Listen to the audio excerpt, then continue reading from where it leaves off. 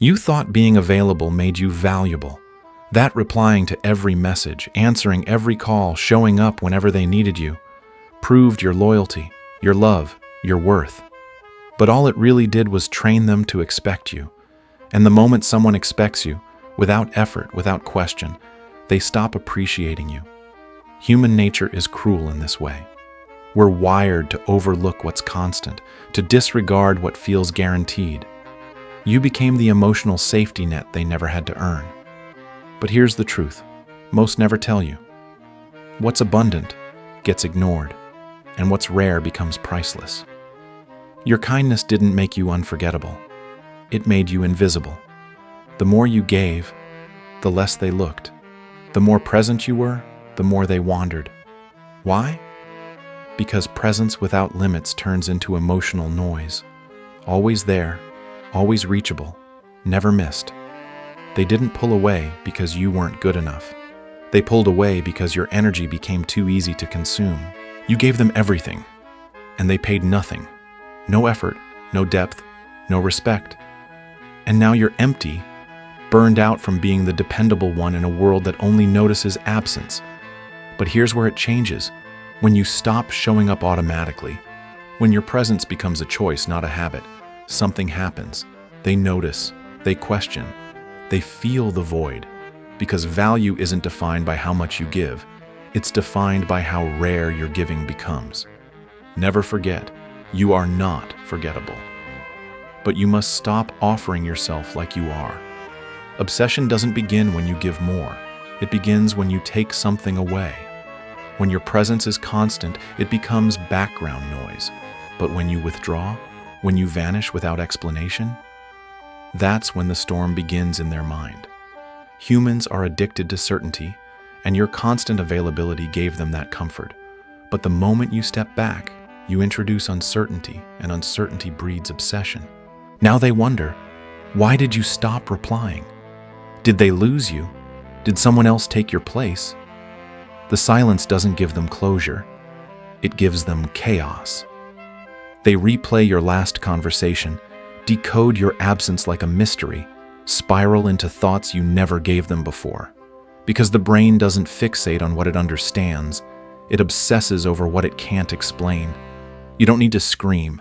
You don't need to post sad quotes or vague messages. Real power is in the quiet exit. It's in not reacting. It's in becoming a question they can't answer. And here's the twist. Scarcity doesn't mean playing hard to get. It means becoming hard to reach because you value your energy too much to hand it out like loose change. When you go quiet, not out of spite, but out of self-respect, you reset the dynamic. You flip the power, and suddenly they chase. Not the version of you who begged to be seen, but the version who no longer needs to be. That's what makes you unforgettable. Not how loud you loved, but how powerfully you disappeared. Because what's scarce isn't just noticed, it's craved. At first, your consistency felt noble. You showed up, you stayed, you replied, you forgave, again and again, believing that being steady, being reliable, would make someone value you. But instead, it made you predictable. And nothing kills desire faster than knowing exactly what someone will do next. You became a script they could recite in their sleep. No tension, no mystery, no reason to wonder. And when there's nothing left to figure out, the mind detaches. Desire fades, not because you lack value, but because you no longer feel rare. You thought predictability meant safety, but it slowly became emotional invisibility. When they tested your boundaries, you bent. When they grew distant, you held on tighter. You thought that being the bigger person meant they'd love you more. But instead, they stopped feeling anything at all, because they already knew the ending. You'd be there, no matter what. And the truth is brutal. People don't fantasize about what's guaranteed. They don't chase what's always available. They chase what disrupts them, what lingers in the mind, what surprises them. Desire is born in uncertainty, in the unknown, the unfamiliar, the what if. That's why the ones who give less are often remembered more. Not because they're better, but because they're harder to predict. So if you want to revive attraction, stop being a routine. Let silence interrupt the pattern. Let your absence raise questions. Let your next move be one they can't anticipate. Because the moment you stop being predictable, you stop being ignored and start becoming unforgettable. You don't reclaim power by demanding it. You reclaim it by removing what they've come to expect: your presence, your emotional availability, your constant reassurance. It's not about revenge. It's about reset. When you withdraw, not as a performance, but as a decision, everything changes. You're no longer the emotional safety net they reach for in moments of chaos. You become the mystery they can no longer decode. And in that silence, they feel the gravity of what they lost. Not because you shouted, not because you slammed the door, but because you quietly disappeared without giving them closure. That's what creates the shift. That's what restores your leverage. Withdrawing doesn't mean ghosting. It means detaching with grace. You're not punishing them. You're remembering who you are. You're choosing to no longer bleed your presence into spaces that treat it like it's free. Because real power never begs to be seen. It waits to be missed. The moment you stop pouring your energy into people who never poured back, you regain something priceless: self-possession. This is where most fail. They half leave. They check stories. They post to get noticed. That's not withdrawal. That's desperation wrapped in drama. Real withdrawal is silent, calm, final. It doesn't announce itself with quotes or cryptic captions. It just exits. And that exit resets the power dynamic. Suddenly, the person who once had control starts questioning everything. Why are you gone? Where did you go? Do you even care anymore? That confusion isn't cruelty. It's clarity. Because when you stop showing up for those who don't show up for you, they're finally forced to face the emptiness they created. Obsession doesn't come from love at first sight. It comes from tension, from distance, from limitation. The formula is simple. High value plus limited access equals obsession. You can be smart, attractive, emotionally deep. But if you're too easy to access, too available, too predictable, that value becomes diluted. When something feels infinite, the brain stops registering its worth. Think about it. No one obsesses over air because it's everywhere.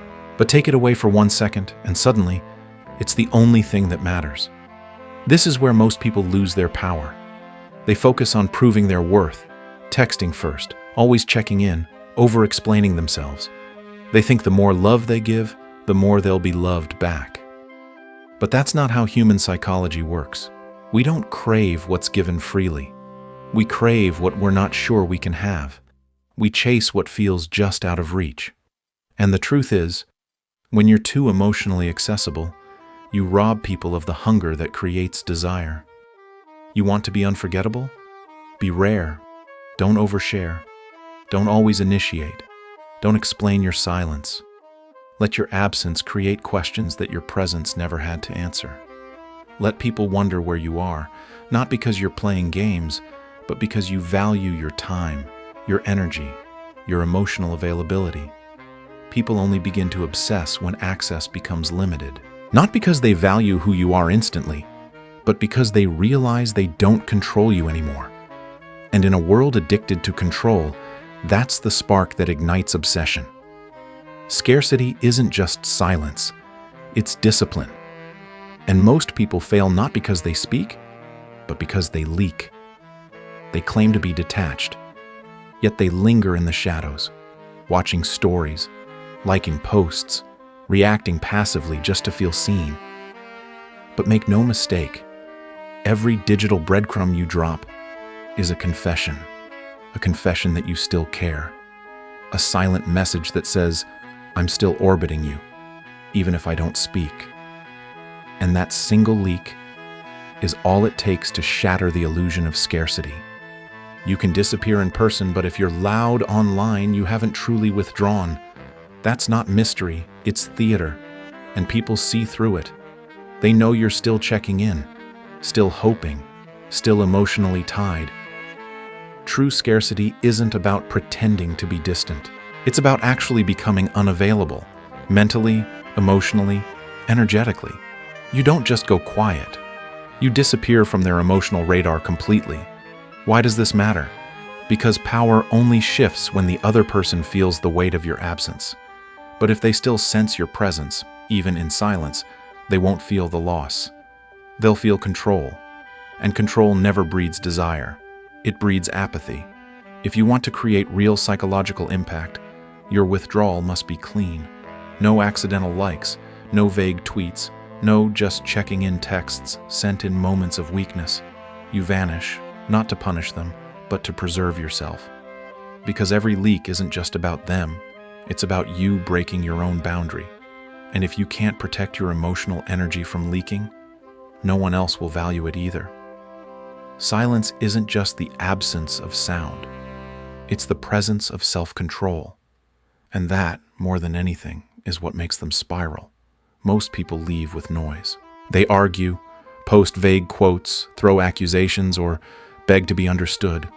But all of that, every word, every emotional outburst, is still a form of attachment. It tells the other person, you still affect me. And that's exactly what they want. Because as long as you're reacting, they still hold power. But what truly shatters them isn't your anger. It's your absence. Not a dramatic exit, not a blocked number, just silence. Calm, unshaken. That's what makes them spiral. Because they were expecting a fight. They were prepared for chaos. What they weren't ready for was peace. You didn't scream. You didn't explain. You simply stopped showing up.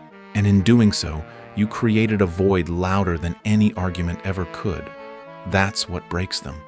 Not because you punished them, but because you left without needing to. You reclaimed your dignity without putting it on display. And in that silence, you became a question they couldn't answer. Are you really gone? Do you still care? Did I matter at all? This is the kind of absence that echoes.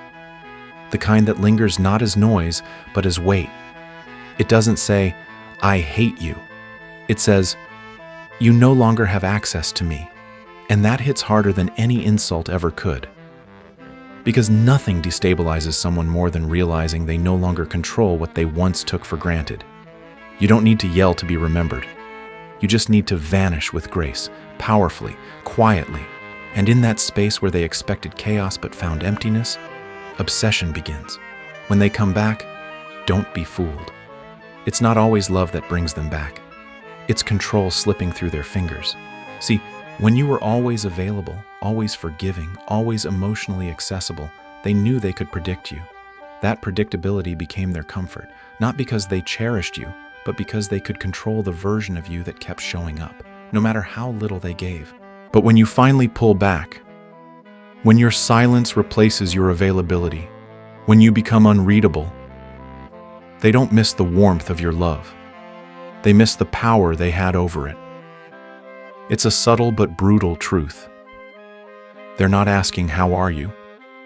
Because they care. They're asking, where did you go? Because they lost control of the narrative. And people don't obsess over affection. They obsess over confusion. When you disrupt their ability to predict you, you become the question that haunts them. Your silence becomes a mirror they can't stand to look into. Not because they lost someone they respected, but because they lost the emotional puppet they once managed without effort. That's why you can't return with softness. That's why your silence must be real, not a tactic, but a transformation. They're not testing your heart. They're testing your boundaries. The "Hey stranger" message isn't affection. It's an audit. They want to know, can I still access you? Can I still bend you? When you no longer respond the way you used to, their obsession begins. Not with you, but with the control they lost. And that's when you know you've won, not because they miss you, but because they can't manipulate you anymore. When they come back, it's rarely with sincerity. It's not a full apology, not a humbled return. It's subtle, casual, and safe. Hey, how have you been? A random like on your photo. A message that feels warm, but hollow. Don't mistake it for love. What they're really doing is checking for cracks. They're testing your emotional armor, seeing if the old version of you, the one who always replied, always waited, always hoped, is still there beneath the silence. They're not coming back because they're ready to give more. They're coming back to see if you'll still give everything. This is where your power is truly tested. Because if you respond too quickly, if you show even a flicker of the emotional attachment they once exploited, you reset the game, and you lose your progress. You tell them, you still have access to my emotions, and that's all they need to slide right back into your life, without accountability, without change. Scarcity only works if it's backed by self-discipline. The moment you break silence for validation or comfort, you teach them you were never really gone. You were just waiting to be called. But real power doesn't wait to be summoned. It moves on. It stays silent not as punishment, but as preservation. They're not trying to reconnect. They're trying to confirm their influence still exists. And if they find even one emotional leak, they'll use it. Not to love you, but to control you. So when they return, don't fall for charm. Watch for patterns. Respect the silence you built. And remember, a test passed in silence is worth more than any sweet words offered in weakness. Yes, you will lose people. When you start pulling your energy back, when you stop answering right away, when your presence is no longer automatic, you'll watch people slowly drift. Don't panic. That's not failure, that's clarity. Because those who walk away when you set boundaries were never with you for who you are, they were with you for what they could take. They didn't value your presence, they consumed it. And now that it's no longer free, they've lost interest. Good. Let them go. Let the ones who fed off your emotional availability vanish. Let the ones who only stayed for convenience disappear. You're not losing love. You're shedding dead weight. This is where most people hesitate. The silence feels too quiet. The distance feels lonely. But sit with it. In that quiet, you'll find your strength again, your edge, your focus. You'll realize how much of your power was being drained by people who were never pouring anything back. Scarcity doesn't just reveal others, it reveals you. Your self-worth, your patience, your vision. And here's the truth. Not everyone deserves access to you. Your time, your presence, your attention, they are currency. Precious. Scarcity filters out those who only came for the comfort of your availability. What remains are those who respect your space, your silence, your standards. So when they leave, don't chase, don't explain, don't mourn the loss of what was never real. Because what you're building isn't about keeping everyone. It's about keeping only those who deserve the version of you that no longer begs, bends, or breaks to be seen.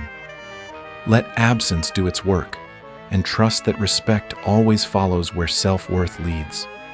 Real power doesn't announce itself. It doesn't shout, doesn't post cryptic quotes, doesn't beg for attention.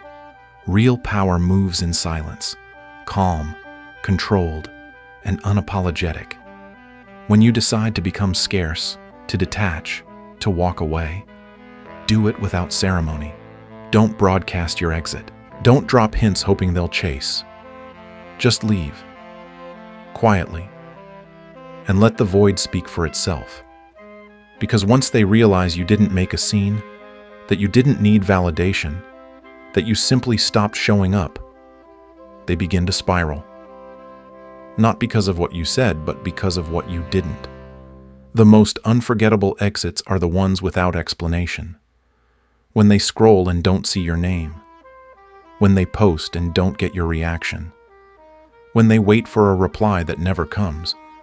That's where the obsession begins. Not in noise, but in absence. You don't need to prove you're strong. You need to be strong. And strength, at its peak, is restraint. Resisting the urge to respond. Resisting the temptation to show them you've moved on. Because if they know you're trying to look powerful, you've already lost it. Power isn't performative. It's internal. You leave not to punish, but to preserve. You don't disappear to create drama. You disappear to regain your value. And by the time they realize you're gone for real, it's too late. You've evolved. You've detached. You've outgrown the version of yourself that needed their validation. And now, your silence becomes a legend, a mystery, a power move so subtle they can't stop thinking about it.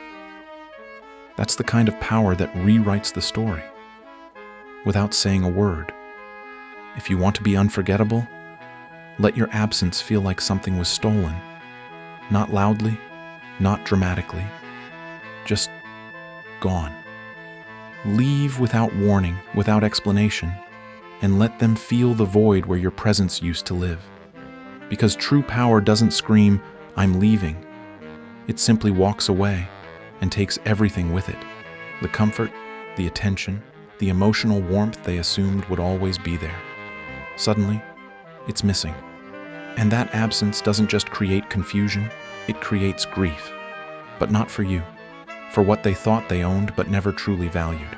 Machiavelli once wrote, "Men sooner forget the death of their father than the loss of their inheritance."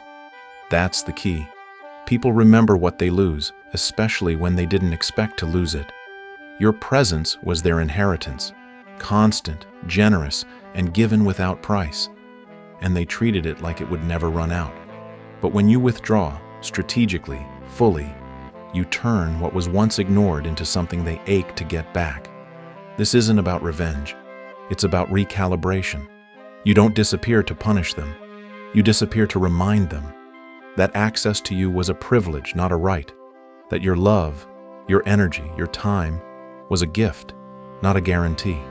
And now, without warning, it's gone. That's what creates obsession, not the person, but the void. The unanswered questions, the sense of loss they can't trace. You didn't just walk away. You took their illusion of control with you. That's the theft. And that's why your silence echoes louder than any goodbye ever could. In a world that glorifies constant connection and instant replies, the most powerful thing you can do is pull back, strategically, silently, and with intention. The core lesson is simple. If you're always available, you become emotionally cheap. People don't value what they can always reach. They value what they fear losing. Scarcity isn't about playing games. It's about honoring your energy, your boundaries, your worth. When you stop responding immediately, when you no longer perform for attention or explain your silence, something powerful happens. People begin to notice the gap. They start to question what happened, not because they necessarily cared deeply, but because they lost control. That's when the dynamic shifts. You no longer chase love. You no longer seek validation. You let your absence do the talking. In real life, this principle applies far beyond relationships. At work, if you're always the one who says yes, you'll be expected to give more and appreciated less. Among friends, if you're the one who constantly reaches out, your presence becomes background noise. In love, if you never pull back, the mystery dies, and with it, the desire. True respect is born from boundaries. Emotional discipline isn't cold, it's necessary. When you create space, you give others a chance to feel your absence, and in that silence, they either rise to meet you or they reveal their inability to value you. Either way, you win. So don't fear being scarce. Embrace it. Make your time, energy, and presence a privilege, not a free subscription. Because when you become emotionally rare, you don't just gain respect. You force the world to stop, notice, and remember who you are.